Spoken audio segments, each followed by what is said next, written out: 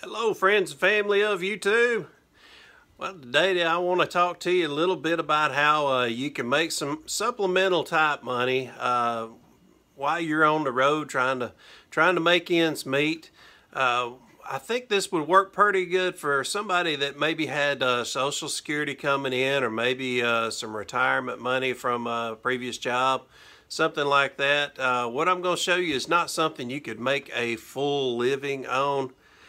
I guess you could, but you'd really have to work hard at it. But what I'm going to show you would probably take you about maybe 2 hours a week you could spend on it, and still be able to bring in a decent amount of money, you know, enough to at least pay maybe your gas bill or maybe your food bill for the week. So anyway, let me show you what I got going on. Alright, what I want to go through here with you is I think I spent 15 bucks on these 4 boxes here. And I have not done the math to figure out how much money I've made. You're welcome to pencil it together if you want to as I go through this, but it may be as much as 500, it may be as much as 1,000. I don't know, but I'm going to tell you what I've done with it anyway.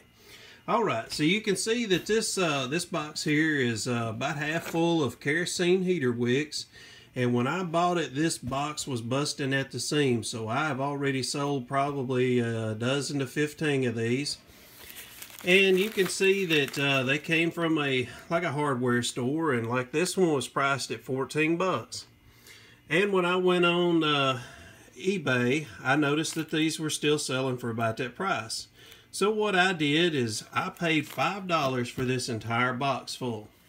So what I did, instead of pricing them the same price as everyone else and being stuck with half of them, I dropped it about 2 bucks so that anybody would see that and be like, well, I'm going to buy the cheapest one. So once I sold my first one for $10, I've already doubled my money on this box. And I still had 15, 30 of them, however many was in here. I guess there's probably... let's see, there's about 6 here, and there's probably about 6 or 7 in the bottom. So there's probably about 13. I probably started with 30 of them. So anyway, when I sold the first one, I'd already doubled my money, and the rest was profit from there. So I sold the first one for 12 bucks, or 10 bucks, I'm sorry. And the way I did it is I put them in these envelopes. You can see that it would fit inside that envelope right there. As long as this weighs 4 ounces or less, you can ship it with this butterfly stamp. That's anywhere in the United States. One of these butterfly stamps will ship 4 ounces anywhere in the U.S. So I can travel anywhere in the world or in the U.S. and have this in the back of my vehicle out of the way. I don't have to carry it in the RV, but I can do real well with these, selling them in the wintertime. Now, I also bought this whole box of plumbing supplies, and this is a box of plumbing supplies. This is all faucet handles and that kind of thing, and these are what they call faucet stems. Now look at the price on this. It's showing right at $9 for this faucet stem. So you know, as well as I sell one of these, I've again already doubled my money.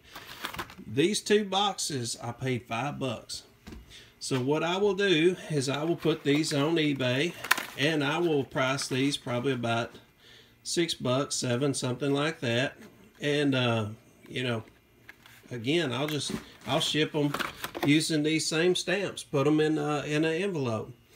But what I did with these, and I'll do with these and anything else that I sell, once I started getting to the point that these were not flying off the shelf, I dropped the price down to 5 bucks. Because I do not want to be stuck with these all summer long and make it around to winter. Same with these. Once I've started selling down and I get to a point that I've got maybe 5 or 6 and I'm just kind of stuck with them, I may sell them as a lot, as in a box full, and see if I can get somebody to bid on them that way. So now let me show you this other box. This box is full of receipts from 1970s, 60s, and that kind of era. And this box was completely packed over the top when I got it. Now, kind of give you a little better idea of what these receipts are. These are just store receipts from an old country store. Generally, what I do is I sell like 10 to 15 of these on eBay, and I sell these for about $4.99. Now, what I can do with these is I can put these in a regular envelope and use one of the regular type stamps. Now, if I do a bigger package of like 25 or 30 of them and I get it up to where it's like 4 ounces worth, then I go to the butterfly stamp. But I cannot tell you how many of these I have sold over, oh man, it's probably been over the last 2 years, because I sell 10 to 15 of them, and I mean, this box has still got thousands. There are thousands of receipts in this box. So anyway, it's not something that's going to make you rich, but what it is it's something that just doing a little bit of it, it's cheap to do. You can put like a $5 item. What I do in my head is anything that I'm selling on eBay for $5, I am pretty much going to make $4 off of it. It doesn't sound like a lot, but you'd be amazed at how quick somebody will spend $5 and not think about it. That's why when you go to a checkout line at a grocery store, they have all these things that are impulse items. People will buy impulse items and they don't think anything about it. They're like, well, if it's only $1 or $2 or it's only $5 or whatever, so they'll buy it. And that's how I make a good bit of my money. As I've said before, it's not how much money you make, it's how much money you do not spend. I didn't spend much money to get this stuff, and I've made quite a bit since, so it's paid off pretty well. I'll tell you why I really like to, before I get away from it, did y'all like how the cat got in the box? She has got to be into everything that I'm doing. Anytime I do something, this cat has to get in there. Oh, anyway, when I sell stuff on eBay, I like to sell stuff that I can put in an envelope and send it for 70 cents. That's what the butterfly stamp, the one that's up to 4 ounces, that is 70 cents. I like to sell stuff that's, the shipping is cheap. I don't have to have a printer to print off a label. That's the good thing about this. So like if you're wanting to sell out of your RV and go anywhere in the U.S. to still be able to make money, the good of what I'm telling you here is you can do it anywhere without needing a printer and label makers and tape guns and all that stuff. I like to sell stuff that I can put in an envelope and send it on pretty cheap. So anyway, I have done real well with those items that I just showed you. So in the description below, I will put a link to the website, a couple of websites where I go to look at items on auction, and that's where I get my stuff from, especially box lots like I'm showing you here. I love to get stuff that are from stores that have gone out of business. The good of it is they've got the price on there. So it, you know, when I show an item on eBay and it's got a $10 sticker and I'm asking $6 for it, and so is everybody else on there, they're asking $10 for it, and I'm the only guy asking $6, my stuff flies off the wall. Now I know you're wondering, well, why don't I sell it for 8 or 10 and try to make that much more money? Well, I worked for a gentleman back when I was in my early 20s, and he was a self-made millionaire, and he made his millions. I think he was 8 times self-millionaire, self-made. Anyway, his theory was it's not about making a slow dime, it's about making a quick nickel. So that is the same way Sam Walton got rich. He made a quick nickel instead of a slow dime. And, you know, hey, I've got pennies in this stuff. So to me, that's the better way to go about it. And, hey, it's been working out great for me for many, many years. I am I'm not on the road to being a self-made millionaire, but, hey, I've definitely been able to be semi-retired. And to me, that's that is a millionaire in a many ways. So anyway, I will put you a description down below of how you can get to it. Now, I will tell you that there are some headaches of eBay, and I'm going to give you an example of one that I encountered, and that way you will know why it is I would much rather ship stuff that I can put in an envelope and send it on down the road. I had a guy who I had put a trailer hitch. It's like you put a hitch on the back of a vehicle, and then you can put a boat or a RV, anything you can pull behind you, trailer hitch. Anyway, I had one for a Mustang, which these things are as rare as hen's teeth, I'm going to tell you. So I stuck it on eBay, and nobody bid for a while. I kept dropping the price. I got the thing for free, so I didn't have any money in it. So anyway, I got it on there, and I think I had it dropped down to 75 bucks. Anyway, this guy bid $50 on it. He sent me a best offer. That's what they call it. He offered me 50 bucks, and I said, sure, I'll take 50 bucks. I don't have anything in it. 50 bucks is great. Send it on down the road. Well, a trailer hitch is very big and it's very heavy, and I did charge him for the shipping, which was 35 bucks.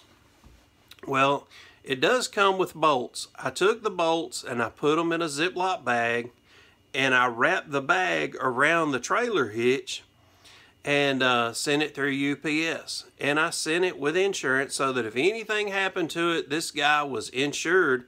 Matter of fact, he would be insured up to $100, even though he's only got $50 plus shipping.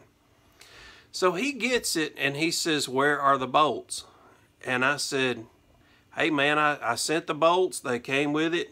You need to go to UPS, take it to your local UPS office, and file a claim, and they'll give you your money back. He said, no, I don't want to do that. I said, well, that's how it works. That's how this whole thing works. If something happens during shipping, you go to UPS and get your money back. He said, no, this item is not the way you described it. I said, well, it is the way I described it. It's just that UPS lost your bolts. He said, well, that's not my problem. That's your problem. So he filed a complaint with eBay. Had he have just went to the UPS office, he would have got his money right away. But instead, this guy wanted to be an idiot. And he wanted to be a prick. Let's be honest here. So anyway, he goes and files a complaint to eBay. eBay snatches the money out of my account. And so he tells eBay that it did not arrive as it was described. He also told PayPal, which is the company that pays me out of his money. He told PayPal that he never even received it. And he also told a different story to his credit card company. So as I got to looking this guy's account over, I noticed that he had done this 23 times. That he had claimed that item was not as described, and he get his money back. Now I'm going to tell you the scam that he's pulling here.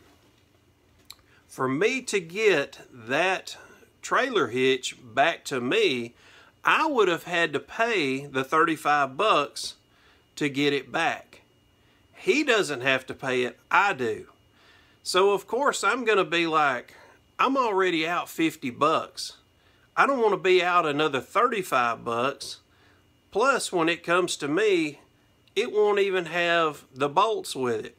So I'm going to end up with a trailer hitch that I'm going to have to spend more money to get it back to me that I can't use either. Had he had just went to UPS and filed his claim like I told him to, I would have got paid. He would have gotten paid. We both would have got paid. Neither one of us would have lost anything. But essentially, I lost the 50 bucks from the sale because eBay sucked the money right back out of my account. I also lost the item because I had sent the item to him, so I lost it too. And this idiot gave me a negative on my eBay account. So after me selling since 2003, I had never had a negative, but I got one now. I got one after dealing with this idiot.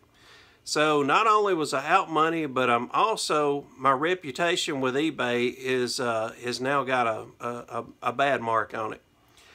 So that is why I got away from sending, selling, and dealing with heavier, larger items. It is bigger money, and sometimes it pays off, but sometimes you do get burned.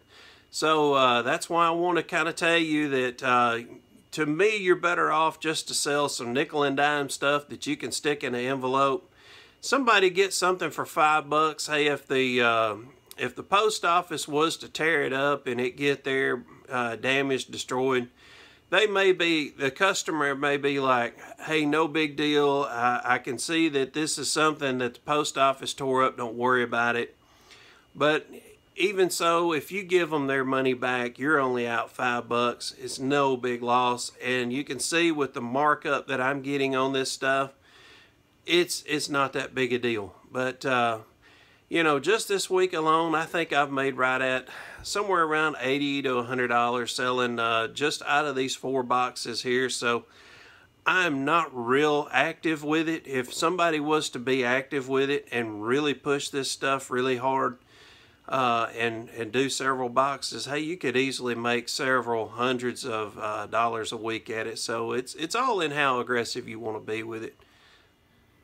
And it doesn't hurt to have somebody help you. If you've got some help that can help you package this stuff up, or you know, make sure that it gets in the proper envelope and put the right address on it. And this is my helper right here, but she's taking a day off, I do believe. I don't think she's gonna help me out too much today.